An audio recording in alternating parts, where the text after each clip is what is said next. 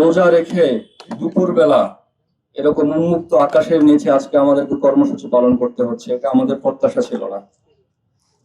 দেশে একটি নতুন সরকার এসেছে, নতুন সরকার আসার পর আমাদের প্রত্যাশা ছিল দেশে ল অ্যান্ড অর্ডার ফিরে আসবে এবং দেশের মানুষ সুখে শান্তিতে থাকবে, শিক্ষাঙ্গনগুলোতে শিক্ষার পরিবেশ থাকবে।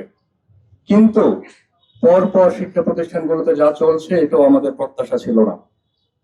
গতকাল ঢাকা পলিটেকনিকে হামলা হওয়ার পর আহত শিক্ষার্থী ভাইদেরকে দেখার জন্য আমরা ঢাকা মেডিকেলে গিয়েছিলাম। যেরকম ধারালো অস্ত্র দিয়ে তাদেরকে আঘাত করা হয়েছে, এই অস্ত্রগুলো শিক্ষা প্রতিষ্ঠানে থাকার কথা ছিল না। বারবার ছাত্র শিবিরের পক্ষ থেকে প্রশাসনকে বলা হয়েছে কোথায় অস্ত্র আছে, কিন্তু প্রশাসন এই অস্ত্রগুলো উদ্ধার করার জন্য যথেষ্ট পদক্ষেপ নেয় নাই। সেই নির্বাচনের আগে থেকে এই অস্ত্রগুলো ছিল, কিন্তু প্রশাসনের নীরবতার কারণে, বলা চলে প্রশাসনের প্রশ্রয়ে এখানে এরকম অস্ত্রের মজুদ হতে পেরেছে। এরকম ধারালো অস্ত্র দিয়ে শিক্ষার্থীরা আঘাতপ্রাপ্ত হতে হয়েছে। সম্মানিত উপস্থিতি, গতকালও যখন হামলা হয় সারা রাত কলেজের প্রিন্সিপাল স্যারকে ফোনে পাওয়া যায় নাই। তাহলে কি প্রিন্সিপাল স্যার নিজেও এই হামলার মধ্যে ইন্ধন দিয়েছেন? আমরা দেখলাম কলেজের অধ্যক্ষকে পাওয়া যাচ্ছে না, সে কারণে প্রশাসন ভেতরে ঢুকতে চাচ্ছে না, সাংবাদিকরা ঢুকতে পারছেন না। তাহলে কলেজের প্রশাসন ধারাবাহিকভাবে সন্ত্রাসীদেরকে প্রশ্রয় দিচ্ছে? না হয় কেন কেন কিছু শিক্ষার্থী বহিষ্কৃত হওয়ার পরেও হলে অবস্থান করার সুযোগ পায়?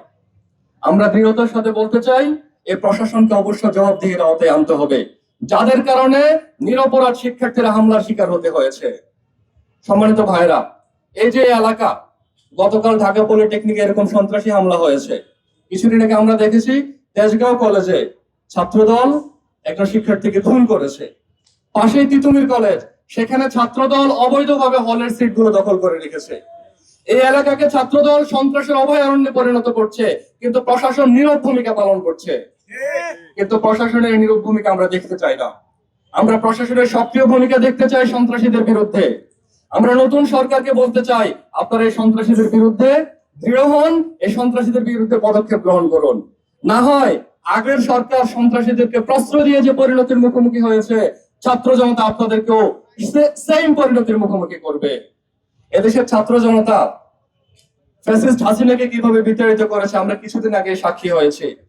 ছাত্র দলের মতো সন্ত্রাসী সংগঠন যারা তাদের সন্ত্রাসী কর্মকাণ্ডের কারণে নিষিদ্ধ হয়েছে, সেই ছাত্রদল সাধারণ শিক্ষার্থীদের সামনে দাঁড়াতে পারে নাই। এখন ছাত্রদল নতুন করে সন্ত্রাসী হওয়ার সাধ জেগেছে। ছাত্রদল দাঁড়াতে পারবে? ছাত্রদলও পারবে না। আমরা হুঁশিয়ারি উচ্চারণ করতে চাই, সাধারণ শিক্ষার্থীদের প্রতিরোধ তৈরির আগে আপনারা নিজেদেরকে সংবরণ করুন। না হয় যে কোনো পরিস্থিতি তৈরি হোক, এটার দায়ভার সরকারকে এবং প্রশাসনকে বহন করতে হবে।